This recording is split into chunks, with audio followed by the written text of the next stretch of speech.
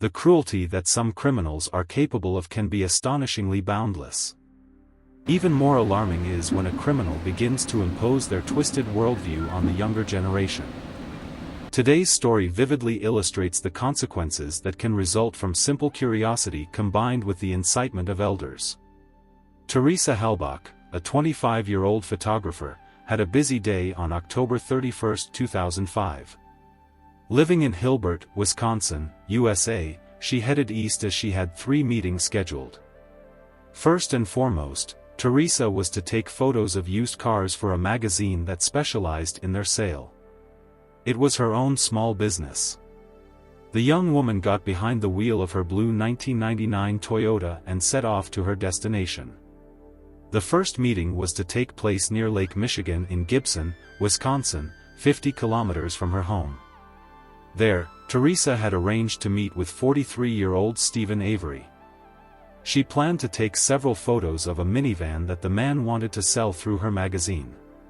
Teresa often visited this lot, as she collaborated with its owner and cars for publication regularly appeared there. It was supposed to be another routine trip for which the girl expected to receive $40. Afterward, she intended to go to 2 more meetings related to her work. But after her encounter with Stephen, Teresa never returned home. Teresa Halbach grew up in a large family in the small farming town of St. John, Wisconsin. She was the second of 5 children. From a young age, the girl helped her parents on their dairy farm, where there was always plenty of work. Most often, Teresa was engaged in milking cows, as she loved animals very much. In 2002, the heroine of this story graduated with honors from the University of Wisconsin, earning a degree in photography. Teresa always stood out for her remarkable talent and passion for art. She was the true pride of the family. Her love for photography manifested at an early age. As a high school student, she worked part-time at a private photo studio, taking pictures of children and festive events. Later, Teresa interned at one of the city's photography companies. And right after finishing her studies, she was able to get a job at a photo studio, for which she moved to Green Bay. Teresa enjoyed photographing toddlers the most. Many acquaintances and colleagues noted her special gift for calming even the most restless little ones.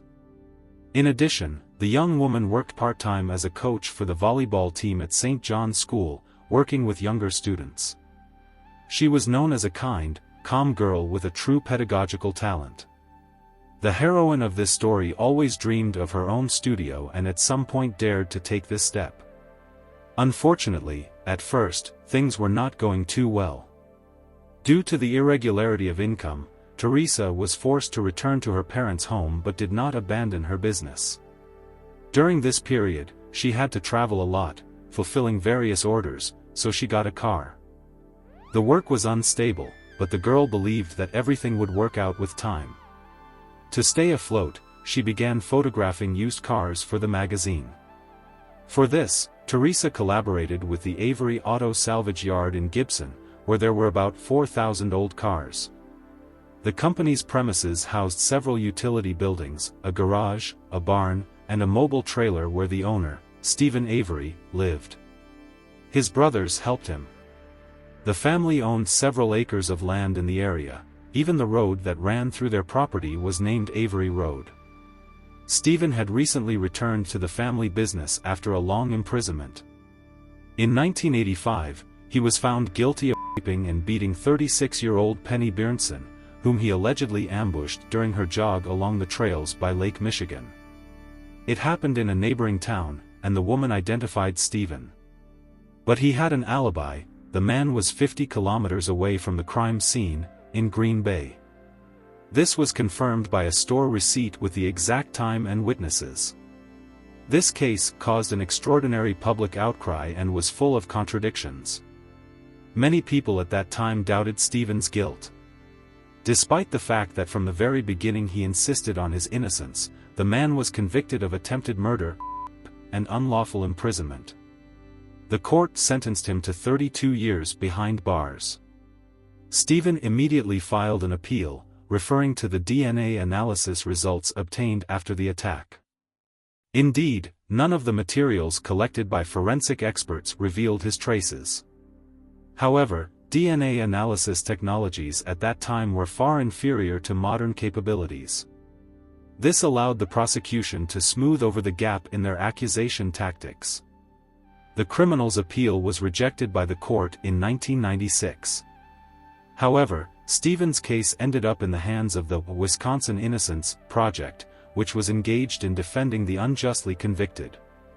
The organization's lawyers managed to convince the court of the need to review the case. Eventually, innovative DNA analysis methods made it possible to prove that the samples taken from the raped victim did not belong to Stephen. Moreover, the police database found a profile match with Gregory Allen, who at that time was already serving a 60-year sentence for assault and Gregory lived in the same area as the wrongfully convicted Stephen, and they looked very similar. On September 10, 2003, the court ruled to release the innocent man from prison. By that time, his wife had already divorced him and taken the children. This case was widely covered in the media. The man had unjustifiably spent 18 years behind bars, lost his family, after which he filed a $36 million lawsuit for wrongful conviction. As of that moment, the lawsuit was still under consideration. The heroine of this story knew about Stephen's struggle with the judicial system's mistake. Teresa also believed in his innocence and trusted him, as she repeatedly went to this junkyard of old cars by herself. However, it seems she was not well acquainted with the owner's criminal past, which he had managed to accumulate before that arrest. Starting from the age of 18, Stephen had serious problems with the law. He was involved in several episodes of robberies and also showed cruelty to animals. Once he doused a cat with gasoline and set it on fire, then just watched as the poor animal died in agony. For these crimes, Stephen served several short sentences. But the level of escalated, and increasingly serious criminal episodes began to appear in his background. In January 1985, he attacked a female law enforcement officer on the road, pointing a gun at her and threatening to kill her. However, the man backed down when he noticed the woman's little daughter in the back seat of the car. For this assault, he received 6 years in prison. In the summer of the same year, while out on bail awaiting trial, the attack on Penny Bjornson occurred, for which Stephen was wrongfully convicted. In fact, there were several people in his family who had problems with the law. In particular, Stephen's older brother, Chuck, had been convicted multiple times, including for assaulting his ex-wife and attempting to kill her, which he did not even deny. Their relationship was very strained. The man was a drunk and often lashed out at his wife. When, during another binge, he attacked her and nearly strangled her, the woman turned to the police. Despite the cruelty of the crime, the punishment was mild, only a year and a half of probation.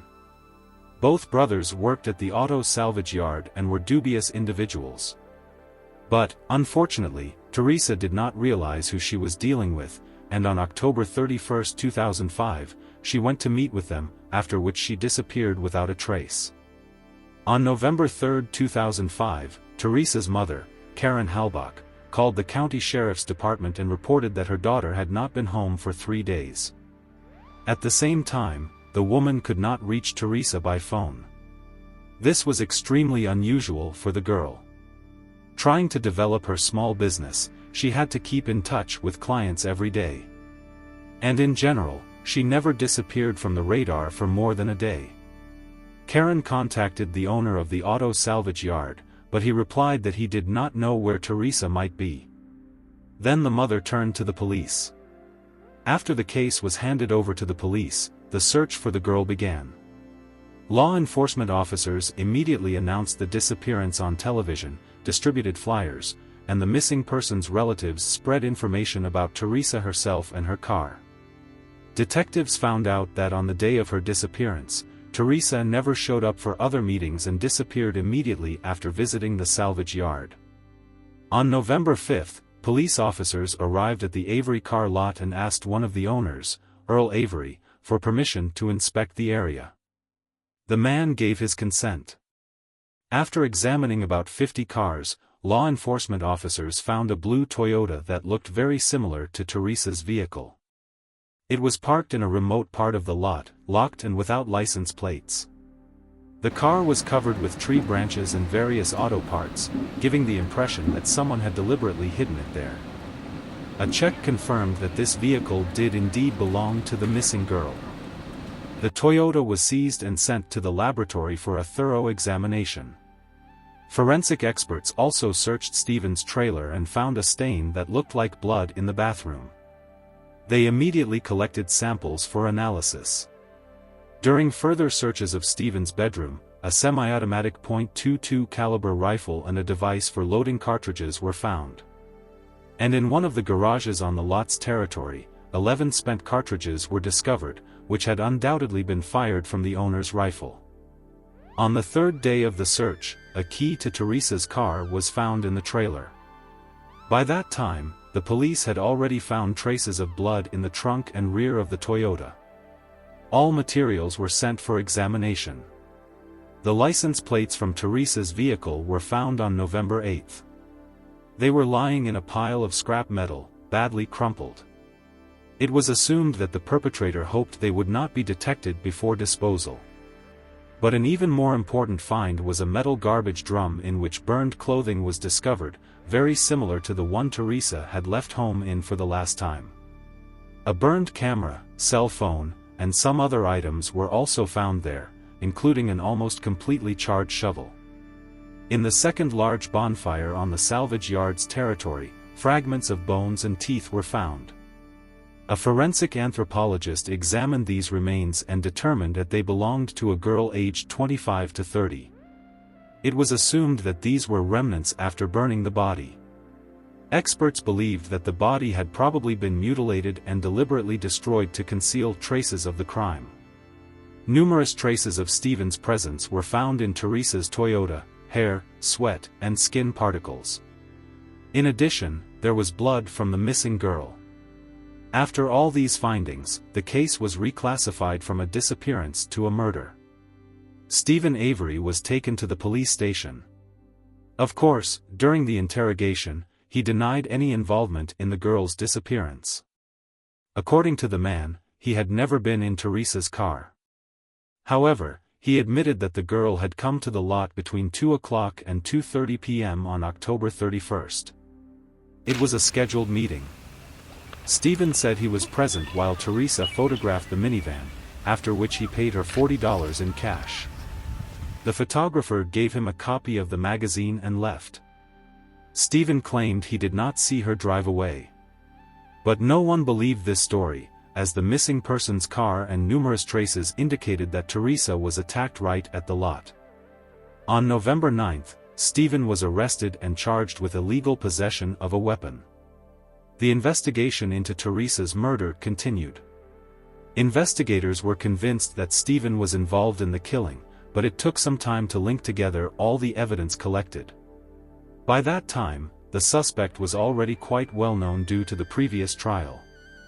The ongoing investigation attracted the attention of many journalists. Everyone was hunting for a sensation. Stephen decided to speak to the press. During the interview, he accused the police, claiming that this persecution was a response to his compensation lawsuit. He believed that they were trying to frame him for the second time and that it was some kind of conspiracy. At the same time, the man did not deny that some terrible crime could indeed have happened on his lot. But, according to him, the salvage yard was never locked or guarded. In fact, anyone who knew about it could get in here, commit a massacre, and try to get rid of traces of the crime. Stephen's brother supported these assumptions. However, on November 15, 2005, Stephen Avery was officially charged with first-degree intentional homicide. At the preliminary hearing, the court set bail at $500,000. The lawyer insisted that all this was nothing more than an attempt to tarnish Stephen's reputation in order to reject his multi-million-dollar lawsuit.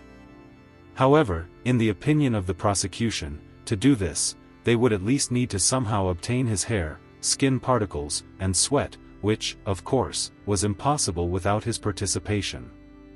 After the charges were brought, the Wisconsin Innocence Project, which had previously helped the wrongfully convicted to obtain justice, was literally flooded with appeals from concerned citizens demanding the release of the innocent Stephen. People were convinced that he had once again become a victim of police arbitrariness.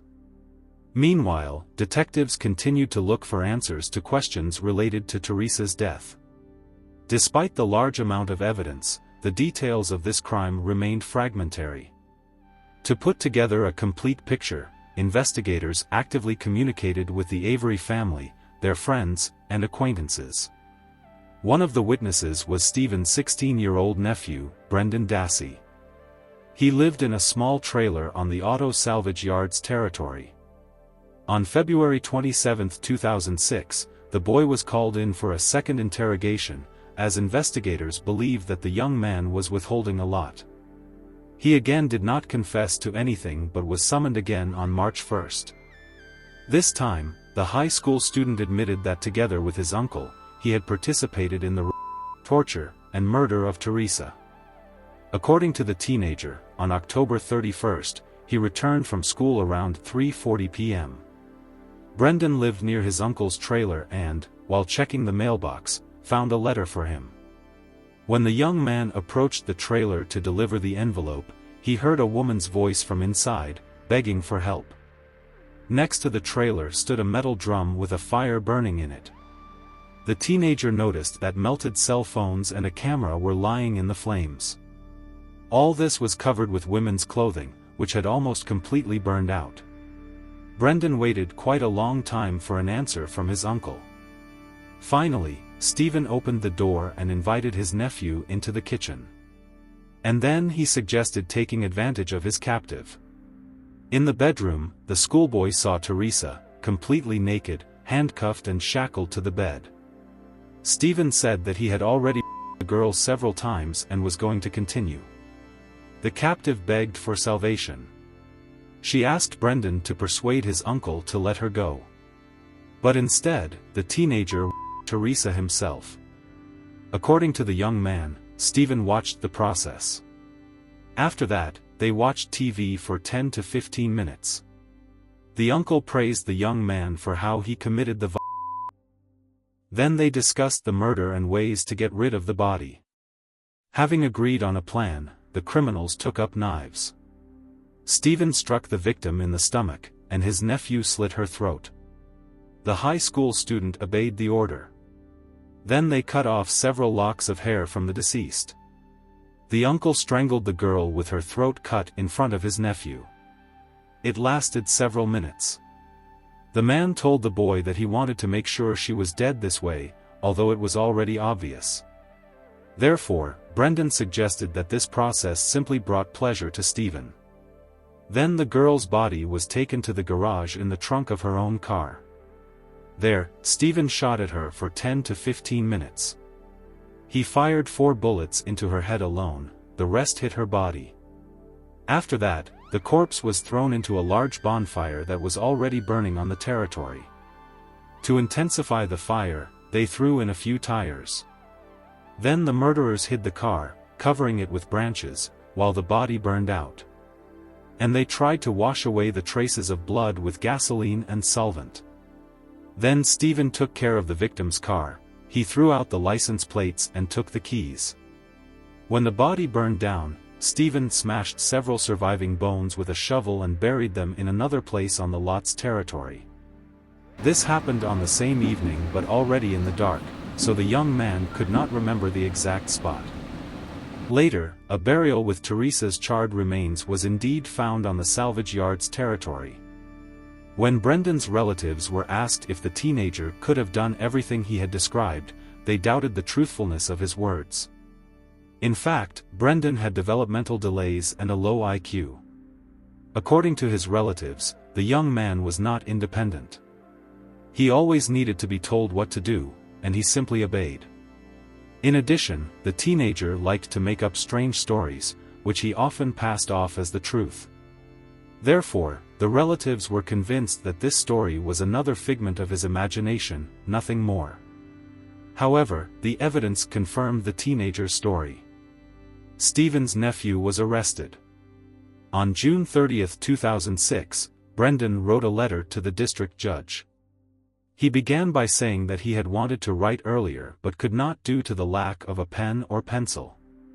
In this letter, the young man retracted his previous testimony and said that on October 31, he and his uncle were riding around the territory in a golf cart and collecting garbage for burning.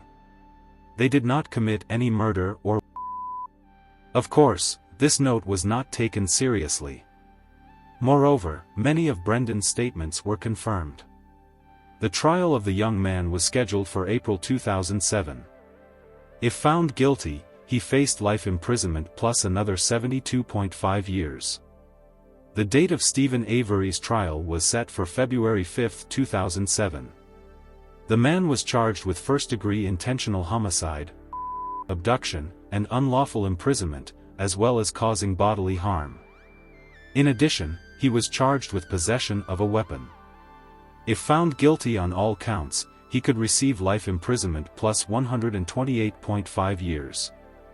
The key witness for the prosecution was the forensic expert, as the victim's remains were fragmentary and consisted of broken bones and teeth in poor condition. During the analysis, the specialist found traces of several gunshot wounds on the fragments of the victim's skull. Unfortunately, due to the condition of the remains, it was never possible to determine whether they were inflicted post-mortem or caused her death. In the garage on the salvage yard's territory, a bullet with traces of Teresa's DNA, spots of her blood, and a burned phone and camera were found. The car, keys, and many other traces confirmed Brendan's initial testimony, which he later retracted. The nephew refused to testify against Stephen in court, which harmed him, as after this refusal, the young man lost the chance to have his sentence mitigated. The defense tried in every possible way to cast doubt on the prosecution's version. An alternative story was voiced, according to which law enforcement officers had carefully prepared to frame Stephen because of his $36 million lawsuit and to avoid paying the money. They allegedly managed to get into the lot's territory, used the investigation materials obtained during the investigation of the case for which the defendant was wrongfully accused. And because a sample of his blood disappeared from the previous case. The discussion of the case materials lasted about 20 hours.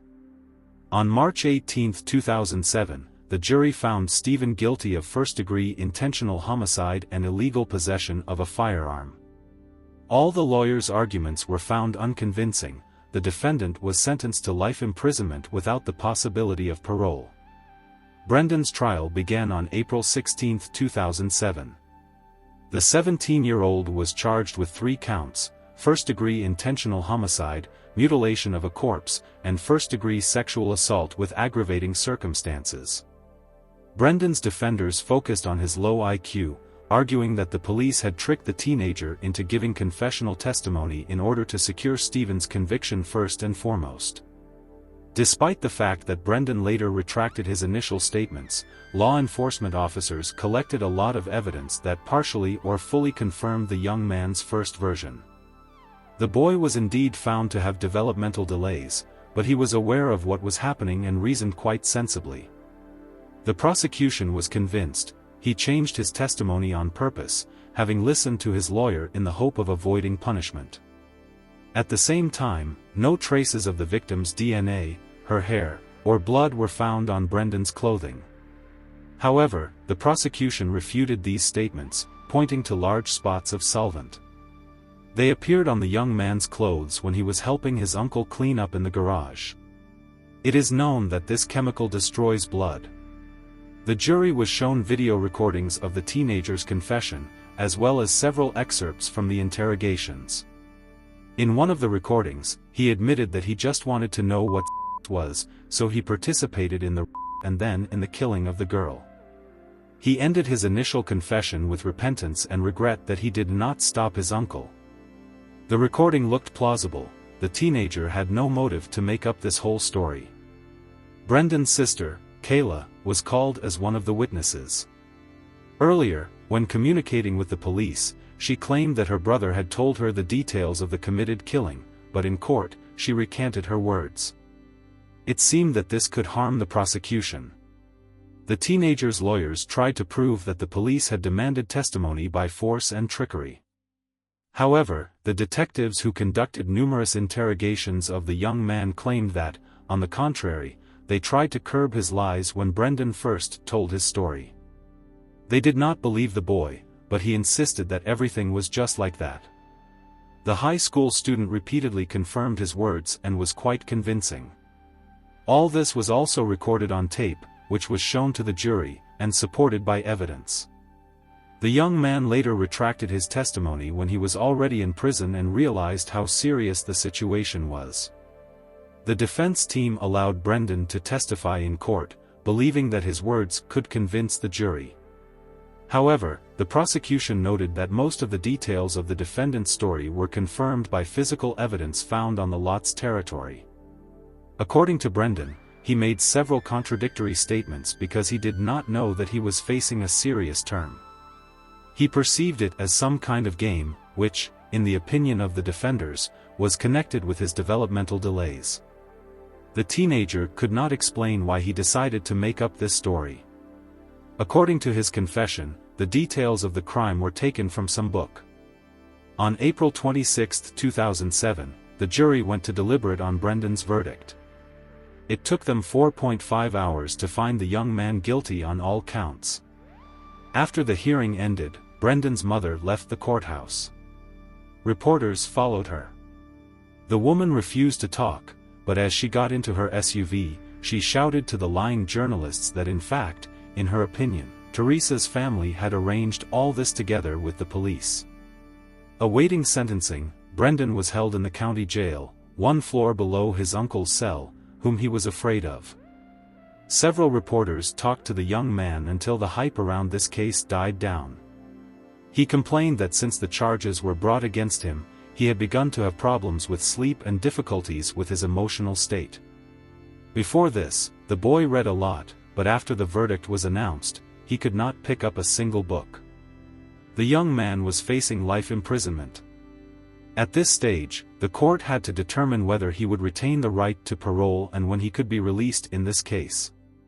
On August 2, 2007, Brendan Dassey found himself in court again to hear the final verdict. By court order, the young man would still receive the right to parole, but only after 41 years. In their closing speech, the prosecutors stated that Brendan could have made a choice but sided with evil. He was aware of what was happening, understood the difference between good and evil, and therefore consciously decided to participate in the killing of a young innocent girl out of pure curiosity. The victim's relatives accused the boy of knowing what was going on and not even trying to influence his uncle, to persuade him to spare the girl's life.